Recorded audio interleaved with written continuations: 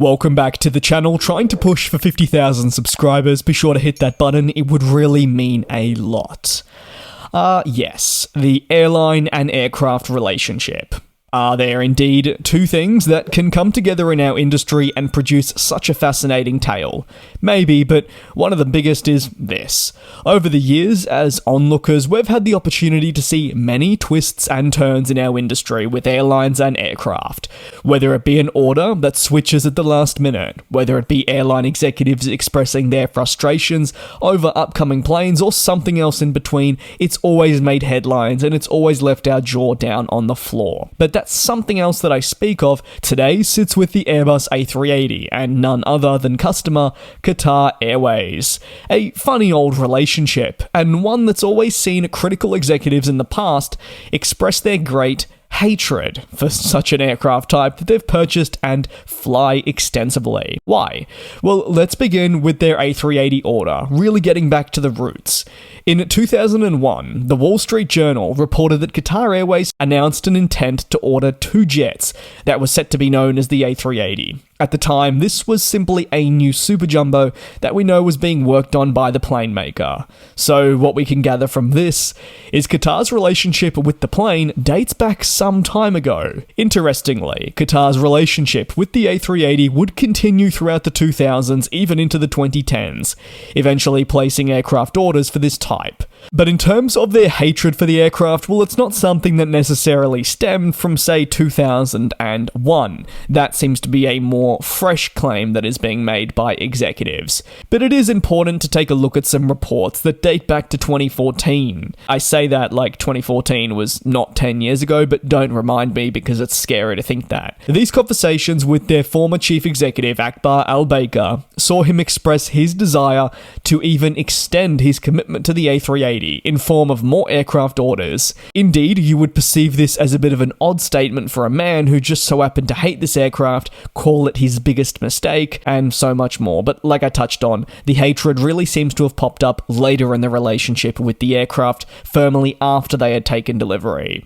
So, what happened when Qatar began flying the A380? Well, a matter of days after receiving the aircraft, there were already some warning signs I think we probably should have taken heed of. It must be said Qatar was pretty open about their concerns of operating the world's largest passenger plane. These concerns related to the idea of being able to fill this aircraft on a daily basis. Essentially, by filling the aircraft, they'd be able to cover the costs associated of having the plane. But if they couldn't fill the aircraft, well, then they'd be making a loss by flying it.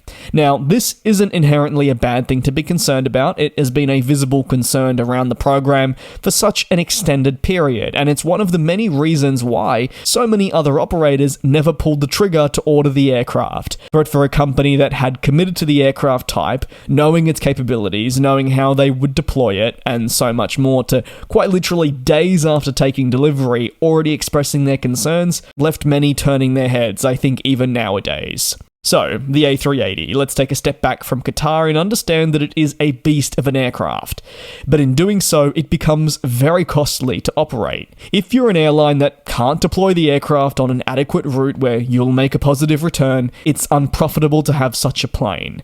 The A380, of all the planes in our industry, increased these concerns tenfold. Why? Well, because of its sheer capacity levels, and just how few airlines could actually make it work. There were even operators of the aircraft that simply didn't foresee how their operations with the type would pan out, that being more negative than positive. Back to Qatar Airways though. When the global pandemic hit, they were very quick to pull the aircraft from service. They weren't the only ones, that's a very important thing to make mention of. Pretty much every airline pulled the A380 with no international travel demand and no demand period. There was absolutely no reason to have a double-decker aircraft in the skies. It would be burning through their reserve of cash, and at this point, airlines were looking to limit their expenses as much as possible, and Qatar Airways were definitely one of those airlines that had expressed no desire in returning the plane back to service, even when demand would return. They were of that stance that they were done with the plane, and maybe some would argue that the global pandemic was an excuse for them to finally get out of flying this plane. They were also around this period very vocal about calling the A380 a colossal mistake, and that they were again never fans of the aircraft. Why is this though? Well, we have actually yet to get quite a clear answer on why they were of this opinion. However, it is important to note that at the time all of this was unfolding, they were actually locked horns in a heavy dispute with Airbus, not over the A380, but you may recall over surface defects that were impacting their A350 operation.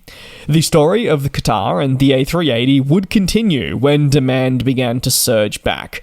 You might recall it came back a lot quicker than most would expect. Some people, and when I say some people, most, were predicting demand wouldn't actually return until now in terms of pre-pandemic. It returned within 6 months for some markets.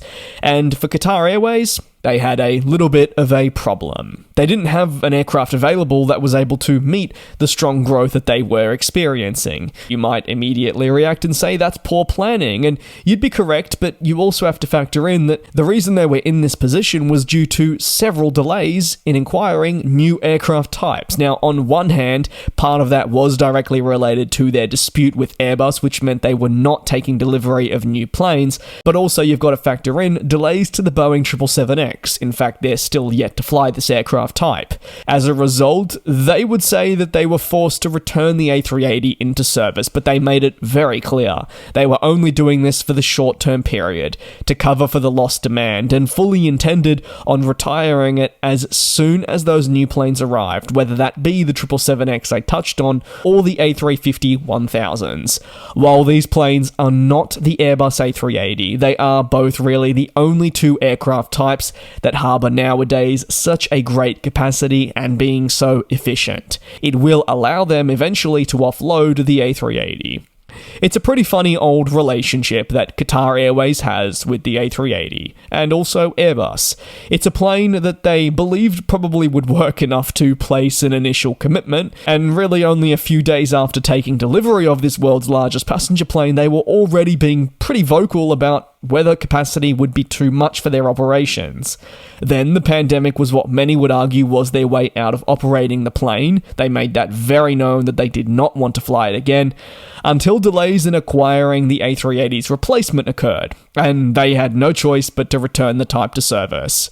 We know at the same time that passengers love the A380, but the reality is for this airline it couldn't be further from the truth. They don't like the A380, and I think the day that they say goodbye to it will be a fantastic day for that company.